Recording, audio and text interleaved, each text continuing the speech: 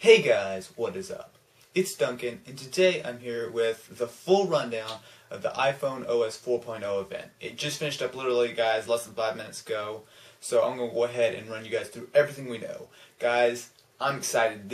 So much new stuff has come out. Multitasking, really cool, basically Xbox Live, some really interesting ads that actually look like basically apps. I mean, guys, a lot of really cool new stuff. Also, a little bit of bad news too, but I'll go ahead and get all that in just a second. Anyway, let's get this one started.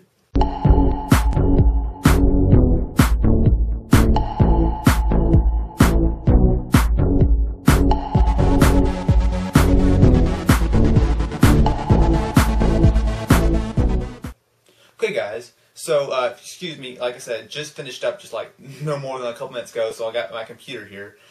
But let's go ahead and go over the number one thing that I was definitely looking for, which is multitasking. It looks excellent. Basically, multitasking works in a lot of different ways.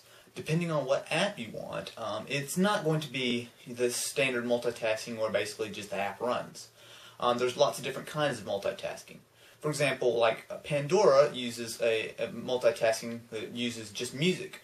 So basically it just lets you stream the audio. The app itself really isn't running, but the audio that the app would use is.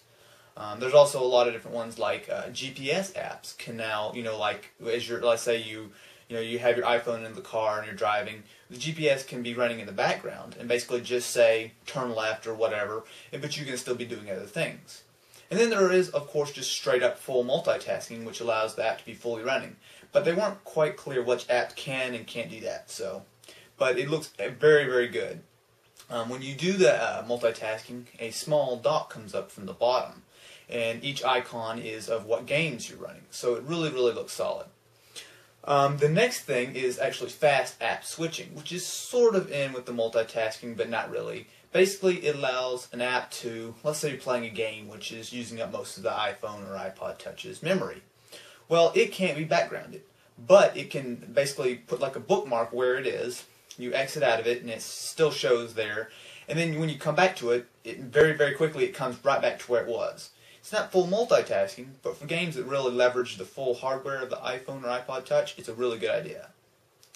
Now the next one is a few smaller things, but I'll go ahead and cover them real quickly. iBooks is coming to the iPhone and iPod Touch. It's okay, it's nothing amazing. Basically it looks just like iBooks on the iPad, but it's not too bad. Okay. So the next thing is something actually nobody really expected, but basically now there are folders in the iPhone OS. No, not folders like you would think. Folders for your apps. And basically what you do is on your home screen, basically let's say you want to make a folder. Well, you take one of your apps and you push it on top of the other. It drops and a folder is created. And then you can drop as many different apps as you want in there, and then basically it will actually have the app icon will actually have the thumbnails of the apps that are inside of it in the thumbnail. Doesn't look like amazing. Of course, if you've been jailbroken, you've had something kind of similar before, but it does look pretty nice, and it definitely looks really well implemented. All you have to do is click it, and then a drop-down menu kind of comes up, and then you can look down and see all the apps. Click it, and it opens up. Pretty cool. While we're on the subject of the home screen, let's go ahead and talk about something that most people expected. Now you can change the wallpaper. Of course, we saw this on the iPad, and this has been probably the number one thing that makes people jailbreak. But now you have full control over what kind of background you want on your home screen. Of course, still is not as good as actually making custom icons and everything like on Winterboard if you're jailbroken, but it's still a pretty nice touch. Okay, so the next feature is the Mail app. It's been redesigned and with some pretty cool features. The most important thing definitely is that it's unified. So all your mail accounts all go into a single mailbox, as well as you have additional exchange support and a lot of other really cool things that people have been waiting for. Personally, I mean, to me it still looks the same, and I'm not going to really use it that much. I don't exactly have a lot of email accounts or anything, but a lot of people do, and I know it's going to be very helpful. So now guys, this is probably one of actually the surprising things that was the biggest. Basically there's now going to be a game center. The game center, to sum it up, basically it's like Xbox Live for the iPhone. You have it's full multiplayer, so all your games can be hooked up into multiplayer. You can join lobbies. You can text to friends. You even get achievements. It really looks solid. We haven't tried this out yet, obviously, but from the demo it looks really, really cool. And I can't wait till games start implementing achievements and everything in there. And I don't know what they're going to call the achievement points. Hopefully something cool, but it looks really, really solid. Okay guys, so we're down to the last couple things. One kind of nice thing is that the iPhone OS 4.0 now supports Bluetooth. Now it only supports devices that have Bluetooth, such as like the iPod Touch 3rd generation, 2nd generation, iPhone 3GS, you know, the ones that have Bluetooth. But now you can hook up a Bluetooth keyboard, very similarly to how you do it with the iPad. Type away, it works great. Now the last major feature is iAdd. Terrible name. I doesn't go on top of everything, but iAdd actually is a really cool concept. Basically, Apple is running their own advertising, and basically you can really, for all intents and purposes, create an app. So like, let's say you're browsing on like an app or something in the app and you see the ad. Well, you click it, it basically launches a full app. I mean, you can go ahead and go watch videos, like they showed Toy Story and Nike and several others. But like the Toy Story one was my favorite. So basically, inside that is really interesting. I mean, you can go watch videos. You can like download like a home screen background. You can go even like download the Toy Story apps. You can like hit it and it'll open up like a list of theaters around your area. I mean, it's really, really cool. And the thing is, I mean, it's just an ad. I mean, it looks like a really like in-depth like app, but it's actually an ad. So I mean, I think this looks really cool.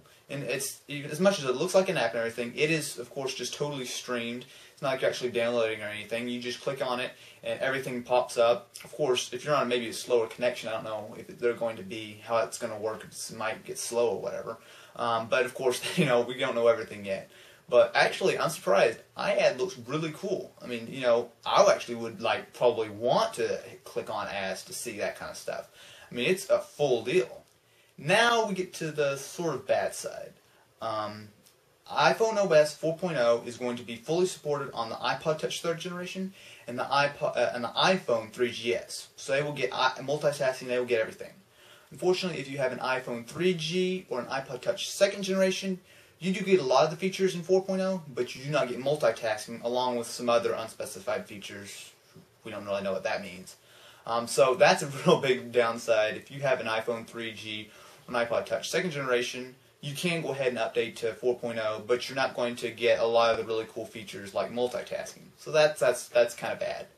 And it gets worse. A lot of people expected it, but the iPod Touch 1st generation and the iPhone 2G, or the original iPhone, neither of them are compatible with 4.0. So, you know, until whatever you're on right now, 3.0 or 3.1 or whatever you are on, that's about the end of the line, unfortunately. So, but anyway, guys, on the whole of it, I'm really excited about iPhone OS 4.0. I'm kind of disappointed I can't update my iPod Touch to it, or at least with full multitasking. But still, it really, really looks solid, and I'm looking forward to really using it out. Developer previews ship today sometime. I'm not sure if they might be out already or they might come in later in the day. And they say this summer it will be iPhone OS will be downloadable for everybody who's not a developer. Also, iPhone OS 4.0, they really didn't actually get into it about the iPad. This was all focused on the iPhone and iPod Touch. They did say that iPhone OS 4.0 is coming to the iPad this fall, and so we can expect multitasking and everything like that to come this fall. But they didn't actually get into specifics. They actually never really showed the iPad, so we don't know if maybe it gets more features, maybe it gets less. We really don't know. But anyway, guys, that is my full wrap-up of the iPhone OS 4.0 event. Really excited. It looks fantastic, and yeah. Anyway, guys, if you have any questions, leave them in the comments, and I'll do my best to answer them. Anyway, thanks for watching.